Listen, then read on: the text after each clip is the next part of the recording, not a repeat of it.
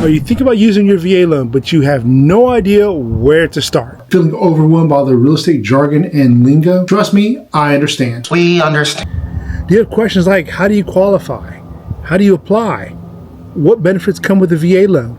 And mistakes you need to avoid. I just helped a young military couple buy their first home. And at closing, all they had to do was bring $61.71 to closing. Yes, you heard me right, $61.71. So let's start with the first thing. What is a VA loan? VA loan is a mortgage backed by the Department of Veteran Affairs. It's zero down payment, no PMI, which I'll go into later, flexible credit scores, and you don't need an 800 credit score. Typically, a 620 or better is all you need. Your next question is, are you eligible? Well, let's find out. Who is eligible? Well, if you check off the box, you might qualify. Active duty service members, 90 plus days. Veterans, 90 days of wartime plus 81 days of peacetime.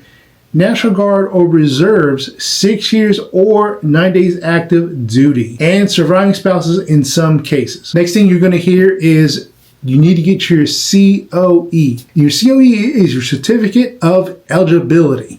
Now, this is not a guaranteed part of the loan. The COE is something you get from the Veterans Affairs that says you are eligible to get a loan. You still need to get pre-approved. You'll always be pre-approved with us. A lot of people get these confused. Some people have their COE and they have not got pre-approved yet. Some people have got pre-approved but they've not had their COE yet. So it gets very, not confusing, well, a little bit confusing, but make sure you have both. And just, again, reminder, COE is not a guarantee that you got the loan. It just shows your eligibility, which I just stated a few minutes ago. Once you get your COE, you need to reach out to a lender, loan officer, go to your local bank, speak to a mortgage broker. All those are kind of the same terms or person. If you need help finding a lender, reach out to me. I've got plenty of local lenders that I work with that would be happy to help you. So next question is, so how do you get your COE? Well, there's two ways you can do it. You can contact your local lender and they can get it for you, or you can go to two different websites. The first website is the VA.gov website, and it's right down below, and it's right here in front of you. Or you can go to your eBenefits portal right here and get a copy of your COE. Remember, this form is very important. Do not skip past this form. Of course, part of the easier option may be to reach out to a local lender, let them get it for you, but it's up to you, of course. So the next thing I talk about are going to be VA benefits and myths I've heard. So if you're a first-time buyer using your VA loan, definitely listen up. Or if you're a third-time buyer, some things have changed maybe since the last time you used your VA loan. So first one is going to be zero down payment. Try 0000000. What that means is if you're going to buy a house, let's say that's $300,000, for example, you don't have to put any money down. They will loan you the $300,000. Other loans like FHA and conventional require a 3 or 3.5% down. So example, again, if you're going to use your FHA loan for $300,000, that's 3.5% down. So you would have to bring $10,500 to closing because you need a down payment of 3.5% with the FHA loan. If you're using your conventional loan, you would possibly need to bring about $9,000 because it's a $9,000 down payment for a conventional loan. Plus you have to pay PMI, which I'll get into in just one second. Another benefit, like I just said, is PMI, which is private mortgage insurance. You do not have to pay that with the VA loan. So what is private mortgage insurance?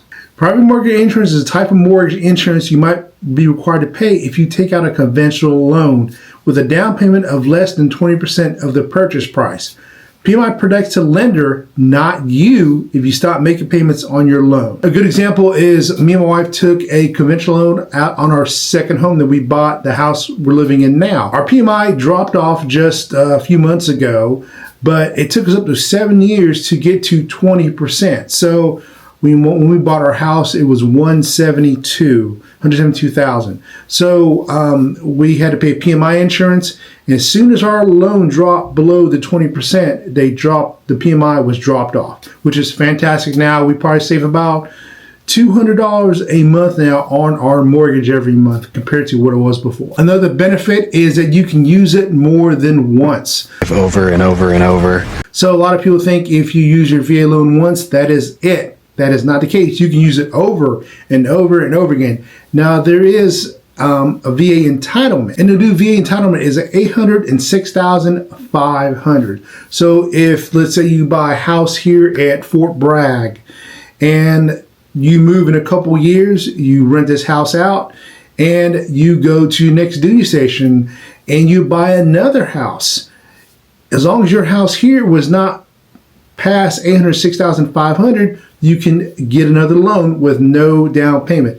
Now, once it starts to build up to $806,500, then you will have to put some type of down payment down. Definitely speak to your lender about that. I'm not sure how much that would be.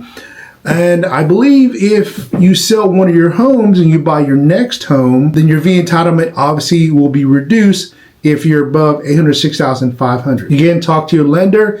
I'm not sure about that process. Things change all the time. So definitely do not hold me to that. I definitely don't want you to reach out to your lender and say, James Walker said I can do this, because that's definitely not what I'm saying. I'm not really sure. So the next benefit is going to be no loan limits as of 2020. Another benefit is low interest rates. VA loans rates are typically 0.5 to negative 1% lower than a conventional. Benefit number 6 is you can buy multi-unit homes, buy up to 4 units, live in one, and rent out the rest. This is called house hacking. I don't know if you've heard of it before, and I can do a video about this later, but let's say you buy a duplex or a tripleplex or a quadplex or a fourplex, and then you live in one unit, one condo, we'll say, or not a condo, but it's kind of like an apartment. So you live in one unit by yourself, and then you have 3 other units. Because it's a fourplex, you can rent out the other units. Obviously, you're charging them rent, and that could help you out because they can end up paying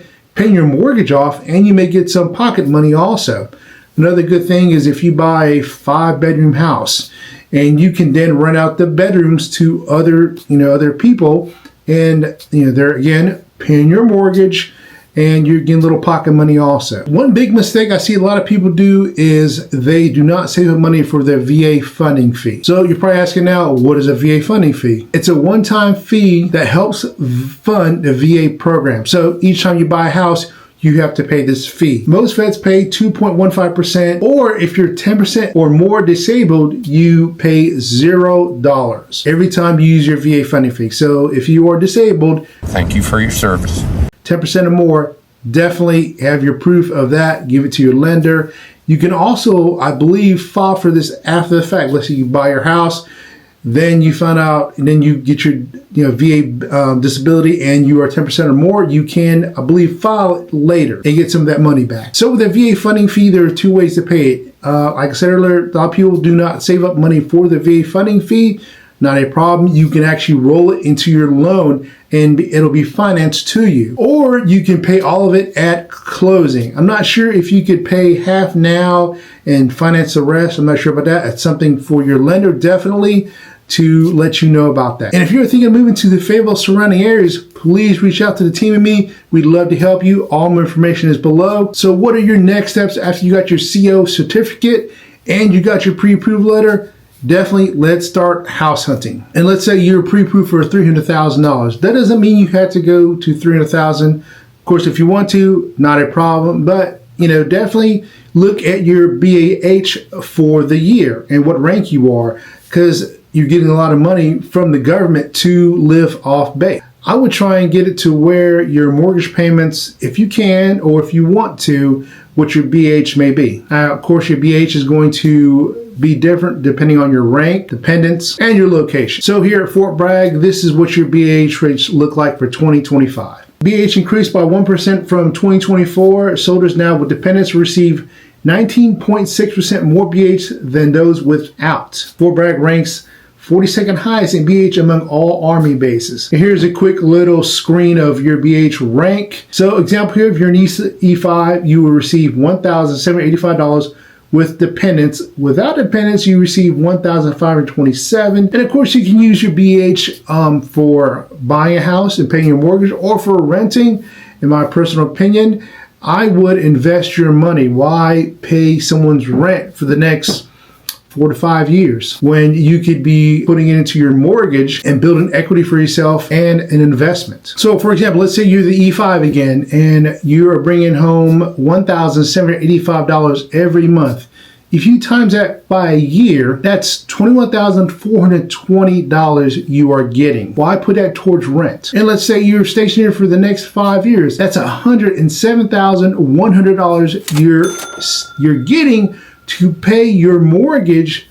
That is going to be an investment. Me personally, I would rather do that, but of course, it's up to you for whether you're to rent or you want to buy. So some mistakes I see a lot of first-time buyers do is not searching for a lender first.